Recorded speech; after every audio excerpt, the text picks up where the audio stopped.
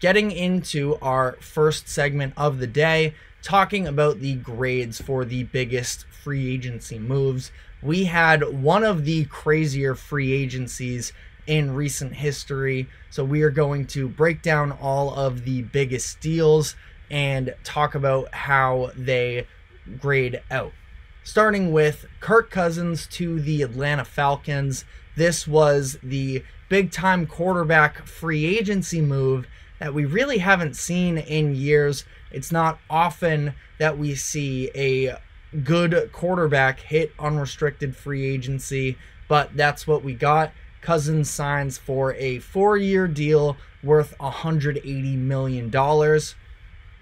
Clearly, it is an example of why we don't normally see quarterbacks get into that unrestricted free agency, because a desperate team will go out and pay them the big time money. So franchises typically operate in the idea of trying to retain their franchise guys. While $45 million in average annual salary for Kirk Cousins is definitely a lot, it will just be $25 million against their cap hit this upcoming season. It will be $40 million the next season, and then the Falcons have an out after either 2 or 3 years as well. So if this were to backfire, it's not like they would be stuck with this massive Russell Wilson type debacle going forward, where the Broncos are going to be eating on $85 million in dead cap space over the next 2 seasons. The Falcons bring in Kirk Cousins, who I still think that he does have enough left in the tank that he can provide them at least what they need, which is reliability, stability in the position where they have really been struggling to fill ever since the end of Matt Ryan's career in Atlanta. Cousins is entering his age 36 season, and he's coming off of a torn Achilles, which is some cause for concern. Not the most mobile quarterback in the world, but is also a significant injury to a player at any position. So we'll see how he is able to bounce back. But I do think he can prove to be the right decision for the Falcons based off of, does he have necessarily a big-time playoff resume behind him? He does not, but the Falcons were just looking to do a couple things. They want to be more competitive. They want to have competency at the quarterback position after a disastrous season this past year between Desmond Ridder and Taylor Heineke, and yet they still won 7 games, so they feel like they could be in a closer position. Also, the way that Arthur Smith was running that show, it did seem to be a bit of a circus. Now they bring in Raheem Morris, who was just with the Rams for their Super Bowl win a couple years ago. I think is a great defensive mind and should help to resurrect this defense as well, that did overachieve to some degree last season as well. But again, this is about the quarterback position and the types of numbers that Ridder / Heineke were putting up last year. Threw for just 207.3 yards per game. That ranked 22nd in the NFL. They were 26th in passing touchdowns, 26th in points per game, and they were a dreadful red zone offense, and they ranked 29th in that category for touchdown percentage in the red zone. Cousins can also help the team evaluate some of these young pieces that they have added over the course of the past few years. They've used their first-round picks the past 3 years on skill position players. It was tight end Kyle Pitts in 2021, Drake London in 2022, and Bijan Robinson last season. So ultimately there is some risk for this Cousins deal, but again, they were desperate for an improvement in quarterback.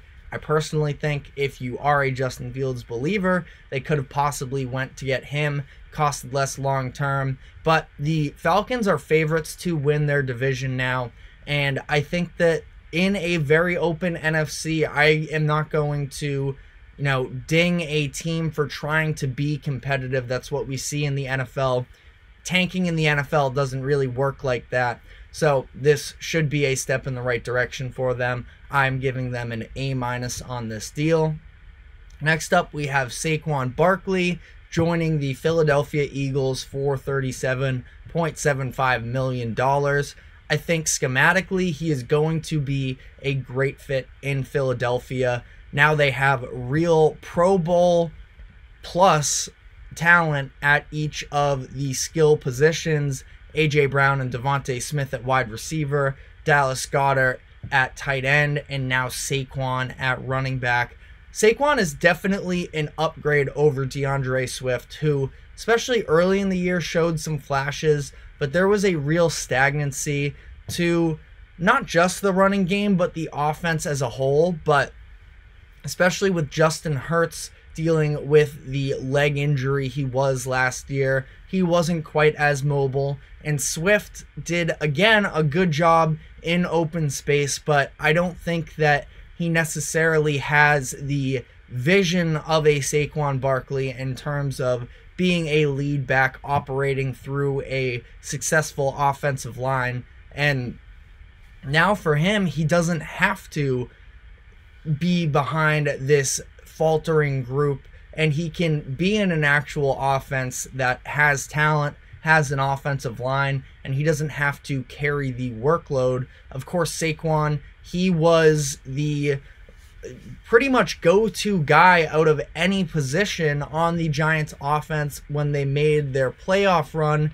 in the 2022 season, because of the fact that Daniel Jones is as limited as he is, and the Giants were able to find success riding the back of Saquon Barkley, and now for him personally, he doesn't have to do that. Now, there is still some injury concern with Saquon, and they did pay him a decent deal here in terms of total money. So I don't think that it is, I think it's a good deal for a team that is trying to take the next step again, more so bounce back, but it is a decent amount of money. Now, what I do love about this deal is the fact that it's under $4 million in a cap hit for the upcoming season, so that shouldn't even hurt them whatsoever. They were able to use some of that salary cap because of the reduced cap hit in 2024 to go sign the likes of a Devin White in the linebacking core, CJ Gardner-Johnson in the secondary. So all in all, I give this deal an A- as well. Do I think that it makes them single-handedly a high-level contender? No, but I do like the flexibility that comes with this contract, and they have an out after the 2026 season, so they could end up paying Saquon over $10 million for just one season as a whole. I think this is a win for Eagles fans. We have Russell Wilson, who signed to the Pittsburgh Steelers. I've talked about him a bunch this week, so I won't go too in depth, but one-year deal worth just over $1.2 million.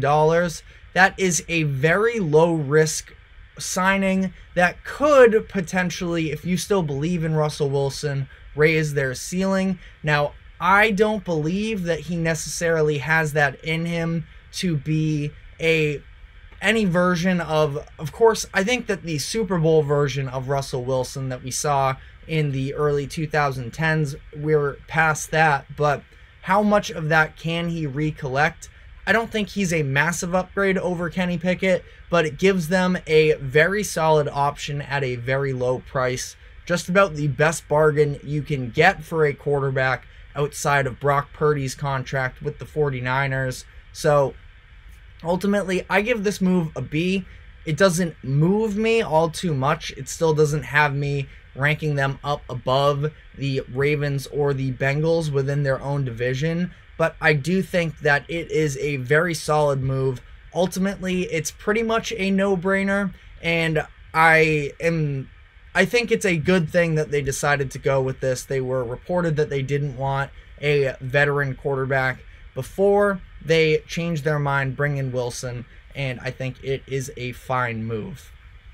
Derrick Henry scored a 2-year deal worth $16 million with the Baltimore Ravens. Now, this is a move that just aesthetically and as a football fan, I can get really excited for, just because I think that it's going to be so fun watching Lamar Jackson have a bruiser like Derrick Henry in the backfield for really the first time of his career. Now, he's had some good running backs in the backfield as far as talent, but they've, couple things. One, been very injury prone through Lamar's career, and two, they've been a different sort of speed. They've been the faster guys, a little bit more receiving threats. Derrick Henry, I just feel like, again, as a fan more than anything of the NFL, I'm just looking forward to seeing what that looks like with Lamar and the likes of a Derrick Henry. Henry, of course, has some history with the Ravens, as he was part of that Titans team that upset them a handful of years ago, back when the Titans were a perennial playoff team in that area. But when they were on their way to their AFC championship run, now he joins with Baltimore, and I just know that coaches are going to be losing sleep trying to figure out how they're going to scheme up a defense to stop a Lamar Jackson and Derrick Henry read option. Now, I would like this even more. I'm really hoping that the Ravens can work out an improved play action game as well, because that's what we saw with Tennessee when Henry was with the Titans, where Ryan Tannehill was able to be extremely elevated at the quarterback position due to the fact that the run game was such a threat.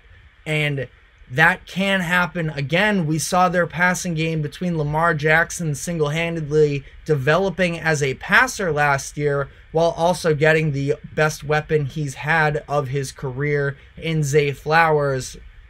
I think there is a lot of room for the Ravens to take their offense to another level based off of this deal. I give them an A+ on this one. Another deal that I love from this week is Christian Wilkins signing a 4-year, $110 million deal with the Las Vegas Raiders. The Raiders understand what type of position they are in. They don't have a franchise quarterback themselves, and they play in a division with the greatest quarterback in the league in Patrick Mahomes. Justin Herbert is no slouch either. If you water down the NFL in the modern day, it is about having a quarterback yourself and stopping the other team's quarterback. And that is the route that the Raiders went with this move. They add Christian Wilkins to a defensive line that already has Max Crosby, and that is nightmare fuel for opposing quarterbacks. I think that the way that we saw the team as a whole be able to really rally around Antonio Pierce when he got the interim head coach job, and just the dedication. Max Crosby, of course, the standout for them, was very upset with how the past few years have gone for the Raiders, and he was very strongly, openly endorsing Pierce coming back. They do so. Now the Raiders look to continue into moving in the right direction. They signed Gardner Minshew as well, which I won't go too in-depth on, but if I were to, off the top of my head, give that grade, that deal a grade as well, I'd consider it a B, where Gardner Minshew was helping the Colts to be in contention for a playoff spot. And I think that the Raiders, now they don't have the running back now that Josh Jacobs left. The Colts had Jonathan Taylor, which they could lean on, and there's still a hole at that running back position for the Raiders. I think that Minshew is solid. He can help them compete on a game-to-game basis, but definitely provides more stability than what they had in the quarterback room last year. Speaking of Josh Jacobs, he gets a 4-year deal from the Packers worth $48 million. I see him as being a pretty similar talent to Aaron Jones with a little bit more upside. He was, of course, first-team All-Pro just a couple seasons ago, led the league in rush yards and total scrimmage yards, but he had a quieter season last year, but I count that more so to the situation of the Raiders where their pass game was pretty much non-existent, and I expect there to be a bounce-back season in this spot. Aaron Jones was entering the last year of his deal. They tried to work out a deal with them, couldn't get done, so they end up releasing him. And Jacobs maybe isn't the biggest upgrade in the world, but it didn't cost them all too much. Now, Jacobs is making a decent amount of money in terms of average annual value of their contracts, but he's going to be just over $5 million against the cap this season. If it doesn't work out for whatever reason, they have an out in his contract after this year. I do think it's going to work. I think that Jacobs can further help this Packers team try and take another step in the right direction, as they may be a little bit of a, I don't even know if it's considered a full dark horse, but they are in a very solid position to contend next year in the NFC. I give this grade an A-.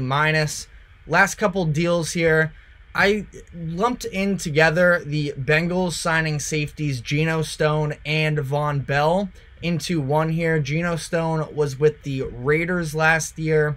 The Ravens last year, division rival. He was second in the NFL in interceptions. Von Bell, the safety for the Panthers, was released earlier this week. He went to the Panthers after signing a 3-year deal. He had previously played on the Bengals team that went to the Super Bowl.